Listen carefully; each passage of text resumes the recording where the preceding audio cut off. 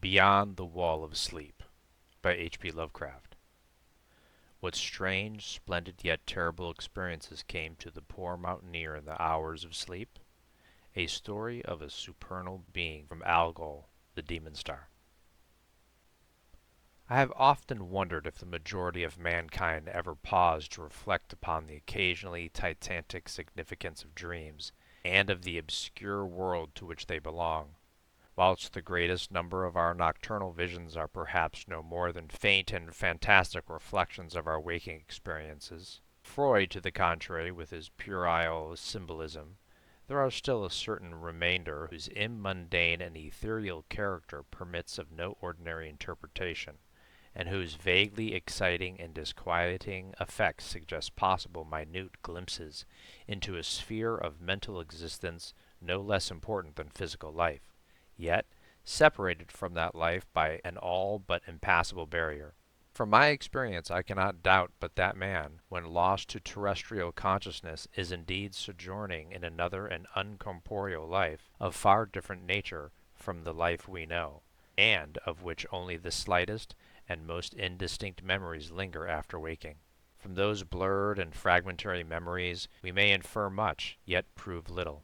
We may guess that in dreams, life, matter, and vitality, as the earth knows such things, are not necessarily constant, and that time and space do not exist as our waking selves comprehend them.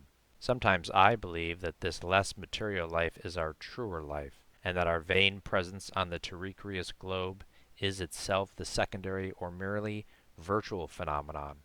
It was from a youthful reverie filled with speculations of this sort that I arose one afternoon in the winter of 1900 to 1901, when to the state of psychopathic institution in which I served as an intern was brought the man whose case has ever since haunted me so unceasingly.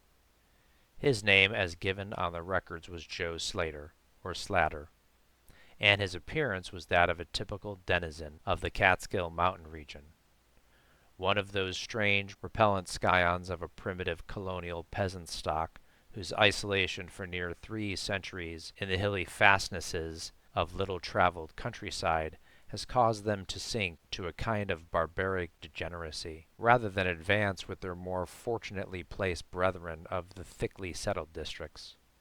Among these odd folks, who correspond exactly to the decadent element of white trash in the South, law and morals are non-existent, and their general mental status is probably below that of any other section of people.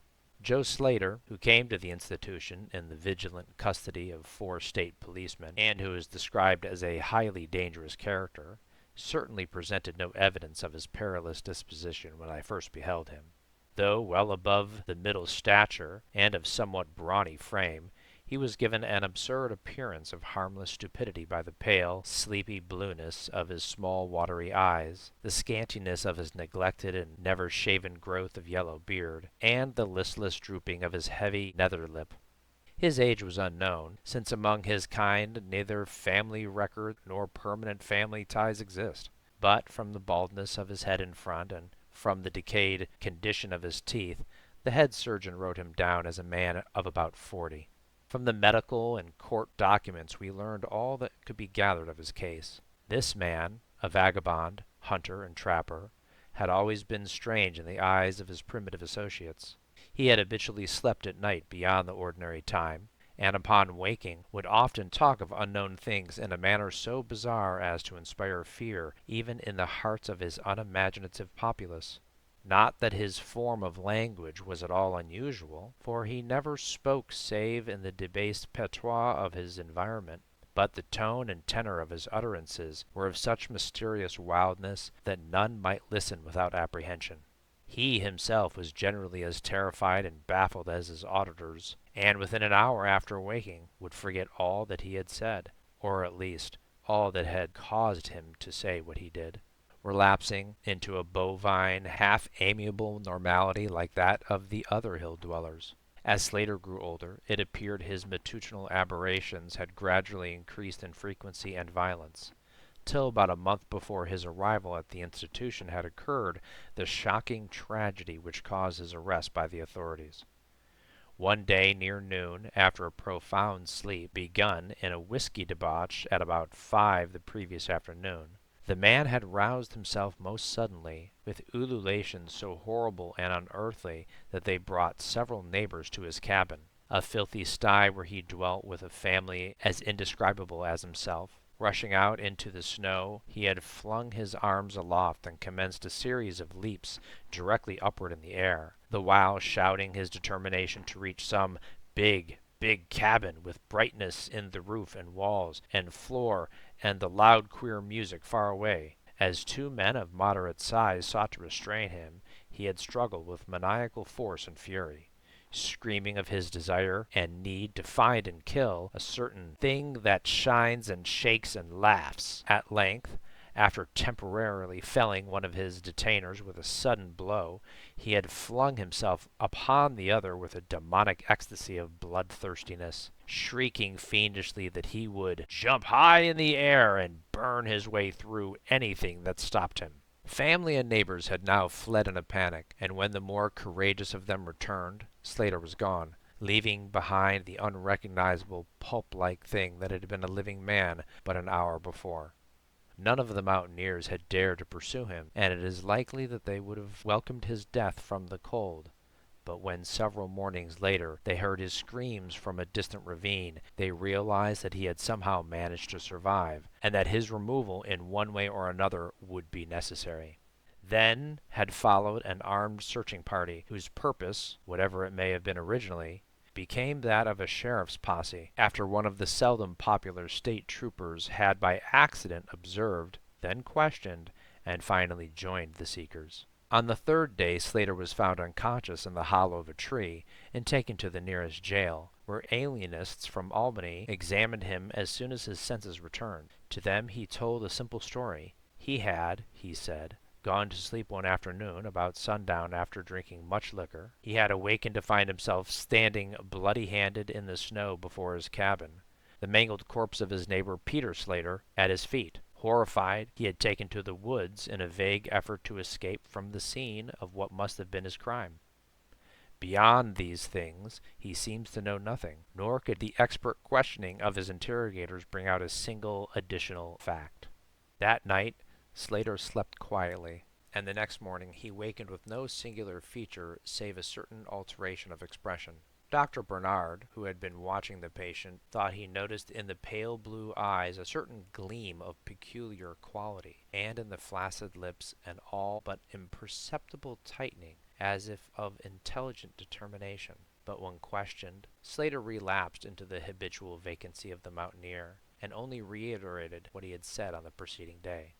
On the third morning occurred the first of the man's mental attacks. After some show of uneasiness in sleep, he burst forth into a frenzy so powerful that the combined efforts of 4 men were needed to bind him in a straitjacket. The alienists listened with keen attention to his words, since their curiosity had been aroused to a high pitch by the suggestive yet most conflicting and incoherent stories of his family and neighbors. Slater raved for up to 15 minutes, babbling in his backwood dialect of green edifices of light, oceans of space, strange music, and shadowy mountains and valleys. But most of all did he dwell upon some mysterious blazing entity that shook and laughed and mocked at him. This vast, vague personality seemed to have done him a terrible wrong, and to kill it in triumphant revenge was his paramount desire. In order to reach it, he said, he would soar through the abysses of emptiness, burning every obstacle that stood in his way. Thus ran his discourse, until with the greatest suddenness he ceased. The fire of madness died from his eyes, and in dull wonder he looked at his questioners and asked why he was bound. Our Bernard unbuckled the leather harness and did not restore it until night, when he succeeded in persuading Slater to don it of his own volition, for his own good. The man had now admitted that he sometimes talked queerly, though he knew not why. Within a week 2 more attacks appeared, but from them the doctors learned little. From the source of Slater's visions they speculated at length, for since he could neither read nor write, and had apparently never heard a legend or fairy tale, his gorgeous imagery was quite inexplicable. That it could not come from any known myth or romance was made especially clear by the fact that the unfortunate lunatic expressed himself only in his own simple manner. He raved of things he did not understand and could not interpret, things which he claimed to have experienced, but which he could not have learned through any normal or connected narration. The alienists soon agreed that abnormal dreams were the foundation of the trouble, dreams whose vividness could for a time completely dominate the waking mind of this basically inferior man. With due formality, Slater was tried for murder, acquitted on the grounds of insanity, and committed to the institution wherein I had held so humble a post. I have said that I am a constant speculator concerning dream life, and from this you may judge of the eagerness with which I applied myself to the study of the new patient as soon as I had fully ascertained the facts of his case. He seemed to sense a certain friendliness in me, born no doubt of the interest I could not conceal, and the gentle manner in which I questioned him. Not that he ever recognized me during the attacks, when I hung breathlessly upon his chaotic but cosmic word pictures, but he knew me in his quiet hours, when he would sit by his barred window weaving baskets of straw and willow, and perhaps pining for the mountain freedom he could never again enjoy. His family never called to see him. Probably it had found another temporary head, after the manner of decadent mountain folk. By degrees I commenced to feel an overwhelming wonder at the mad and fantastic conceptions of Joe Slater. The man himself was pitiably inferior in mentality and language alike, but his glowing titanic visions, though describable in a barbarous disjointed jargon, were assuredly things which only a superior or even exceptional brain could conceive. How, I often asked myself, could the stolid imagination of a Catskill degenerate conjure up sights whose very possession argued a lurking spark of genius? How could any backwoods dullard have gained so much as an idea of those glittering realms of supernal radiance and space about which Slater ranted in his furious delirium? More and more I inclined to the belief that in the pitiful personality who cringed before me lay the disordered nucleus of something beyond my comprehension, something infinitely beyond the comprehension of my more experienced but less imaginative medical and scientific colleagues. And yet I could extract nothing definite from the man. The sum of all my investigation was that in a kind of semi-corporeal dream life Slater wandered or floated through resplendent and prodigious valleys, meadows, gardens, cities, and palaces of light in a region unbound and unknown to man, that there he was no peasant or degenerate, but a creature of importance and vivid life, moving proudly and dominantly, and checked only by a certain deadly enemy who seemed to be a being of visible yet ethereal structure, and who did not appear to be of human shape, since Slater never referred to it as a man, or as aught save a thing. This thing had done Slater some hideous but unnamed wrong, which the maniac, if maniac he were, yearned to avenge. From the manner in which Slater alluded to their dealings, I judged that he and this luminous thing had met on equal terms, that in his dream existence the man was himself a luminous thing of the same race as this enemy. His impression was sustained by his frequent references of flying through space and burning all that impeded his progress. Yet these conceptions were formulated in rustic words wholly inadequate to convey them, a circumstance which drove me to the conclusion that if a true dream world indeed existed, oral language was not its medium for the transmission of thought. Could it be that the dream soul inhabiting this inferior body was desperately struggling to speak things which the simple and halting tongue of dullness could not utter? Could it be that I was face to face with intellectual emanations which would explain the mystery, if I could but learn to discover and read them? I did not tell the older physicians of these things, for middle age is skeptical, cynical, and disinclined to accept new ideas. Besides, the head of the institution had but lately warned me in his paternal way that I was overworking, that my mind needed a rest. It had long been my belief that human thought consists basically of atomic or molecular motion, convertible into either waves of radiant energy like heat, light, and electricity. This belief had early led me to contemplate the possibility of telepathy or mental communication by means of suitable apparatus, and I had in my college days prepared a set of transmitting and receiving instruments somewhat similar to the cumbrous devices employed in wireless telegraphy at that crude pre-audio period. These I had tested with a fellow student, but achieving no result, had soon packed them away with other scientific odds and ends for possible future use.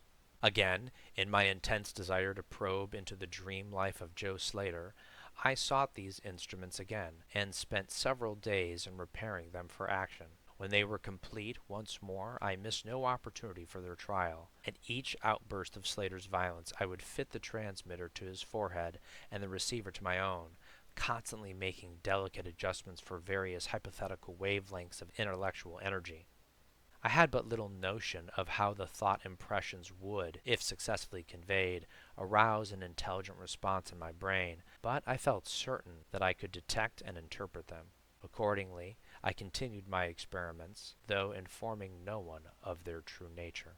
It was on the 21st of February 1901 that the thing occurred. As I look back across the years, I realize how unreal it seems, and sometimes half wonder if old Dr. Fenton was not right when he charged it all to my excited imagination.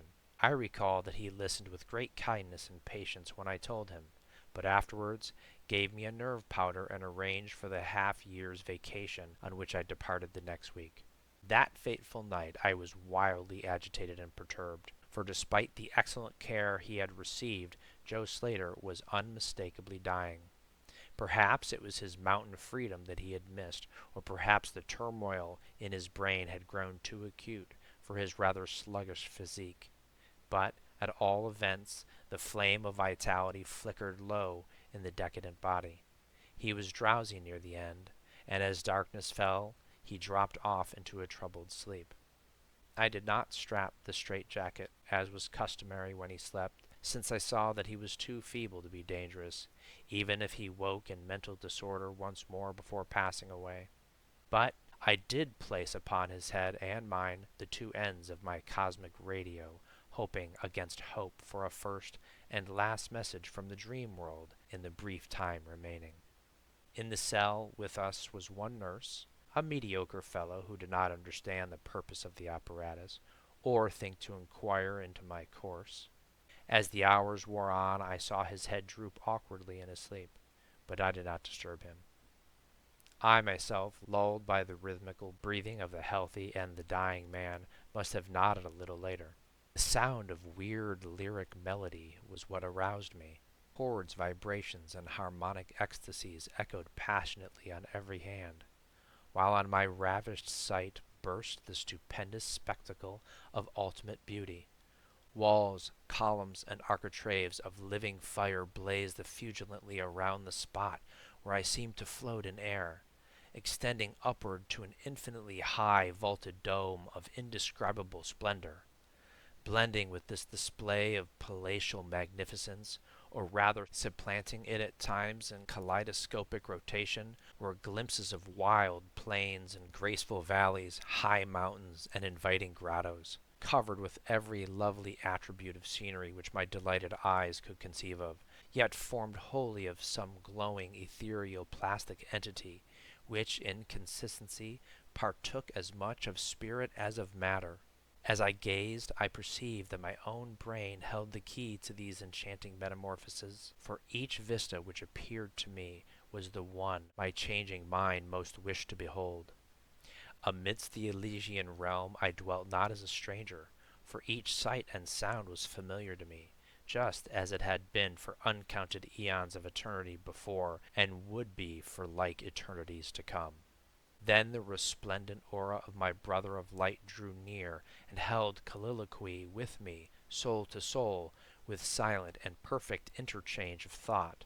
The hour was one of approaching triumph, for was not my fellow being escaping at last from the degrading periodic bondage, escaping forever, and preparing to follow the accursed oppressor even unto the uttermost fields of ether, that upon it might be wrought a flaming cosmic vengeance which would shake the spheres?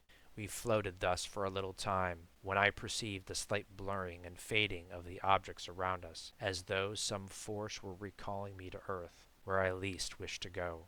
The form near me seemed to feel a change also, for it gradually brought its discourse toward a conclusion, and itself prepared to quit the scene, fading from my sight at a rate somewhat less rapid than that of other objects. A few more thoughts were exchanged, and I knew that the luminous one and I were being recalled to bondage, though for my brother of light it would be the last time.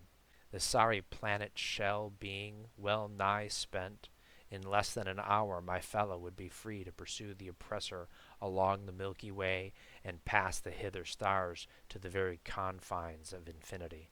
A well-defined shock separates my final impression of the fading scene of light from my sudden and somewhat shamefaced awakening, and straightening up in my chair as I saw the dying figure on the couch move hesitantly. Joe Slater was indeed awaking, though probably for the last time.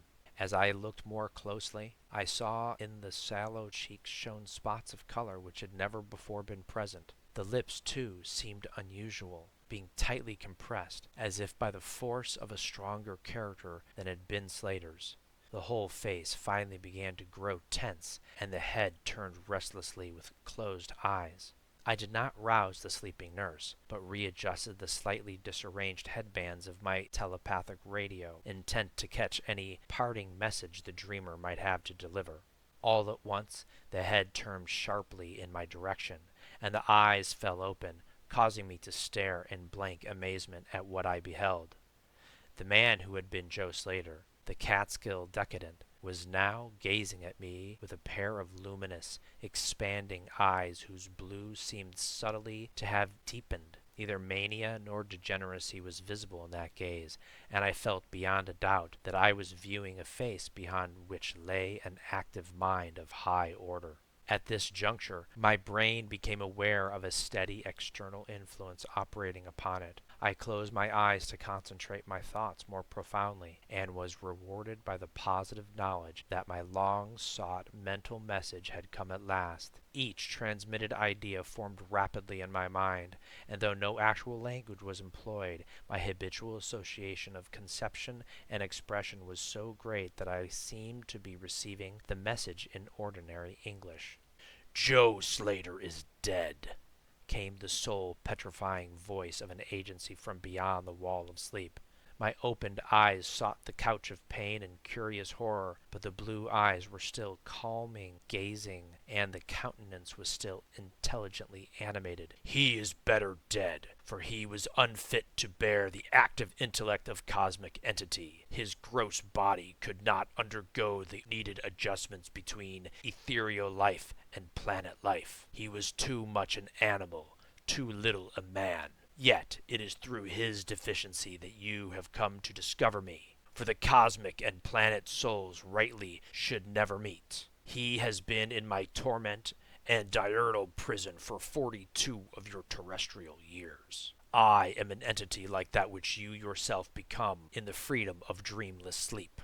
I am your brother of light, and have floated with you in the effulgent valleys. It is not permitted me to tell your waking earth self of your real self, but we are all roamers of vast spaces, and travelers in many ages. Next year I may be dwelling in the Egypt which you call ancient, or in the cruel empire of San-Chan, which is to come 3,000 years hence. You and I have drifted to the worlds that reel about the red Arcturus, and dwelt in the bodies of the insect philosophers that crawl proudly over the fourth moon of Jupiter. How little does the earth self know life and its extent! How little, indeed, ought it to know for its own tranquillity! Of the oppressor I cannot speak. You on earth have unwittingly felt its distant presence. You who without knowing idly gave the blinking beacon the name of Algol the demon star. It is to meet and conquer the oppressor that I have vainly striven for eons, held back by bodily encumbrances. Tonight I go as a nemesis, bearing just and blazingly cataclysmic vengeance. Watch me in the sky close by the demon star. I cannot speak longer, for the body of Joe Slater grows cold and rigid, and the coarse brains are ceasing to vibrate as I wish. You have been my only friend on this planet, the only soul to sense and seek for me within the repellent form which lies on this couch. We shall meet again, perhaps in the shining mists of Orion's sword, perhaps on a bleak plateau in prehistoric Asia, perhaps in unremembered dreams tonight, perhaps in some other form an eon hence, when the solar system shall have been swept away. At this point the thought waves abruptly ceased, and the pale eyes of the dreamer, or can I say dead man, commenced to glaze fishily. In the half stupor I crossed over to the couch and felt his wrist, but found it cold, stiff, and pulseless. The sallow cheeks paled again, and the thick lips fell open, disclosing the repulsively rotten fangs of the degenerate Joe Slater. I shivered, pulled a blanket over the hideous face, and awakened the nurse. Then I left the cell and went silently to my room. I had an instant and unaccountable craving for a sleep whose dreams I should not remember. The climax? What plain tale of science can boast of such rhetorical effect? I have merely set down certain things appealing to me as facts, allowing you to construe them as you will. As I have already admitted, my superior, old Dr. Fenton, denies the reality of everything I have related. He vows that I was broken down with nervous strain and badly in need of a long vacation on full pay, which he so generously gave me. He assures me on his professional honor that Joe Slater was but a low-grade paranoiac, whose fantastic notions must have come from the crude hereditary folk tales which circulated in even the most decadent of communities. All this he tells me, yet I cannot forget what I saw in the sky the night after Slater died. Lest you think me a biased witness, another pen must add this final testimony, which may perhaps supply the climax you expect. I will quote the following account of the star Nova Persei verbatim from the pages of that eminent astronomical authority, Professor Garrett P. Serviss. On February 22nd, 1901, a marvelous new star was discovered by Dr. Anderson of Edinburgh, not very far from Algol. No star had been visible at that point before. Within 24 hours, the stranger had become so bright that it outshone Capella. In a week or two, it had visibly faded, and in the course of a few months it was hardly discernible with the naked eye. The end. Thanks for listening.